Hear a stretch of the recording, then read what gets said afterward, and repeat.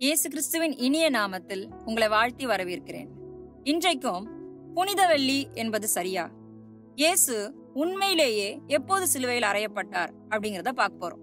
நம்முடைய மூதாதையர்களாலும் திருச்சபையின் பாரம்பரியங்களாலும் இயேசு வெள்ளிக்கிழமையில இறந்தாருன்னு அத புனித வெள்ளி என்கிற பேர்ல ஒரு துக்க நாளா அனுசரிக்கும்படியும் நாம நம்ப வைக்கப்பட்டிருக்கிறோம். ஆனா இது உண்மையிலேயே சரியா?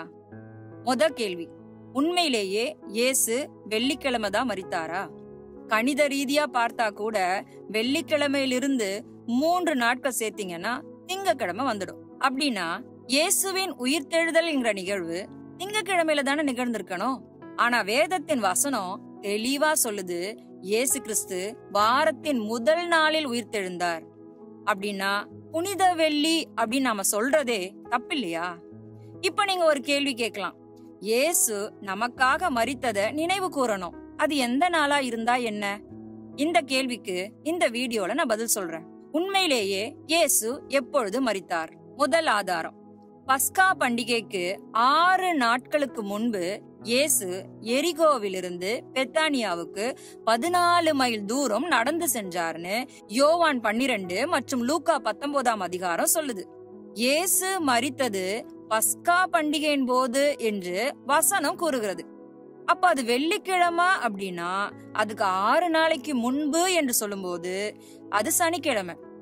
அது ஒரு ஓய்வு நாள் என்பதனால இயேசு இந்த பயணத்தை செய்திருக்க முடியாது.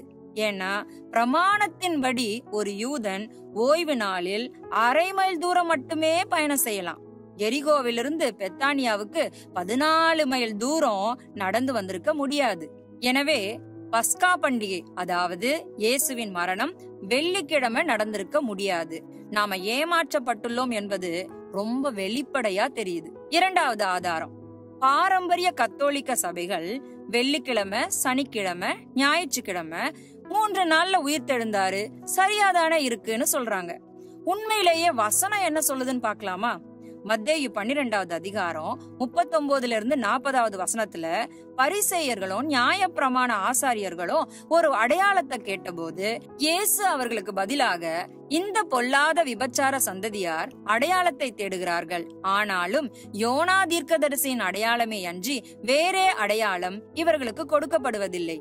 யோனா இரவும் பகலும் 3 நாள் ஒரு பெரிய மீனின் வயிற்றில் இருந்தது போல மனுஷகுமாரனும் இரவும் பகலும் 3 நாள் பூமியின் இருதயத்தில் இருப்பார் என்று பதிலளித்தார்.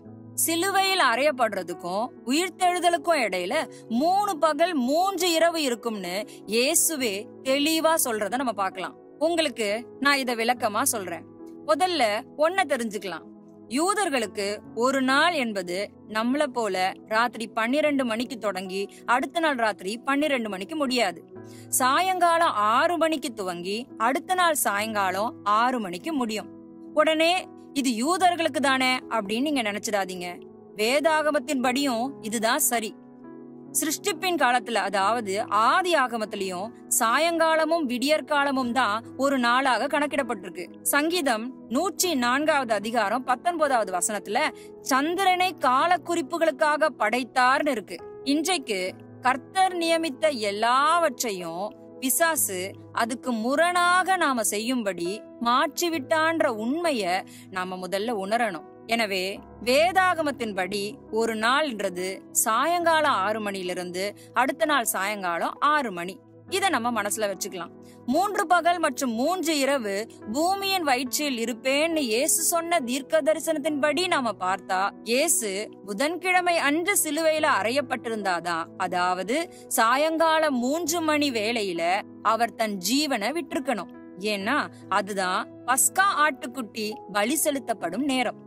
அதே வேளையில இயேசுவும் நம்முடைய பாவங்களுக்காக பஸ்கா ஆட்டுக்குட்டியாக தன் ஜீவனை கொடுத்தார். அடுத்த நாள் பெரிய ஓய்வு நாள். அது சனிக்கிழமை வர்ற அந்த ஓய்வு நாள் இல்ல. சில பண்டிகை நாட்களை ஓய்வு நாட்களா அனுசரிக்கணும்னு தேவன் சொல்லியிருக்கிறார். அப்படிப்பட்ட ஒரு பெரிய ஓய்வு நாள் தான் அது. அதனால அவரை 6 மணிக்குள்ளேயே அடக்கம் செய்தாங்க. புதன்கிழமை இரவு, வியாழக்கிழமை இரவு, வெள்ளிக்கிழமை இரவு, அதே போல வியாழன் பகல், வெள்ளி பகல், சனிக்கிழமை பகல், 3 இரவு 3 பகல். சனிக்கிழமை 6 மணிக்கு மேல அவர் உயிர்த்தெழுந்து விட்டார். ஏன்னா சனிக்கிழமை 6 மணிக்கு அவர்களுக்கு ஞாயிற்றுக்கிழமை தொடங்கிவிடும். வாரத்தின் முதல் நாளில் இயேசு உயிர்த்தெழுந்து விட்டார். அப்படின்னா புனித வெள்ளின்னு நாம சொல்றதே தப்பில்லையா? எந்த நாளா இருந்தா என்ன, இயேசு நமக்காக மரித்ததை நினைவு கூறணும்னு இன்னும் சொல்றீங்களா? பஸ்கா பண்டிகை நாள்ல தான் இயேசு மரித்தார். இயேசு பஸ்கா நாள்ல தான் இறந்தாருன்னா நிசான் மாதம் 14ஆம் தேதி பஸ்கா.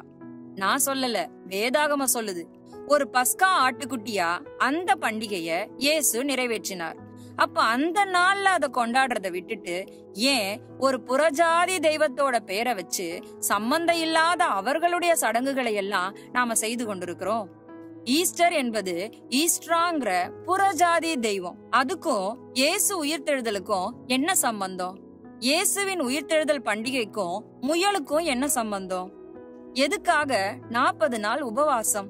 இயேசு தான் ஊழியத்தை தொடங்குறதுக்கு முன்னாடி ஆவியானவருடைய பலத்துக்காக உபவாசிக்கிறாரு. அதுக்கும் அவர் மரித்த தினத்துக்கு முன்னாடி 40 நாள் துக்கம் அனுசரிப்பதும் எதுக்கு? ஏன் எல்லா மதத்திலேயும் இந்த 40 நாள் உபவாசங்கிற கான்செப்ட் இருக்கு? இது எல்லாமே நிம்ரோத், செமிராமிஸ், தம்மூஸ்ங்கிற புறஜாதி கடவுள்களுடையது.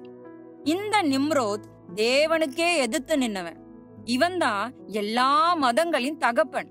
ஆதியாகமம் 10:9 கர்த்தருக்கு முன்பாக பலத்த வேட்டைக்காரனாய் இருந்தான் அப்படின்னு சொல்லுது. ஆனா மூல பாஷையில அவன் கர்த்தருக்கு எதிர்த்து நின்னான்னு இருக்கு. மனிதனோட உறவு வைக்கணும்னு தேவன் விரும்பினார். ஆனா அதை அழிக்கும்படியாக மதங்கிற ஒன்றை இந்த நிம்ரோத் தான் உண்டாக்கினான். அப்போ தேவனுக்கு விரோதியான ஒருவன் உண்டாக்கின பாபிலோனிய கலாச்சாரம் அத ரோமர்கள் உள்வாங்கினாங்க. இன்றைக்கு நாம அதை உள்வாங்கி அதையெல்லாம் செய்துட்டு இருக்கோம். இதுக்கும் கிறிஸ்துவத்துக்கும் சம்பந்தமே இல்லை. கர்த்தருக்கு பிரியமானத வேதத்தில் உள்ளபடி செய்யலாமே. சற்றே சிந்திப்போம். ஆமேன்.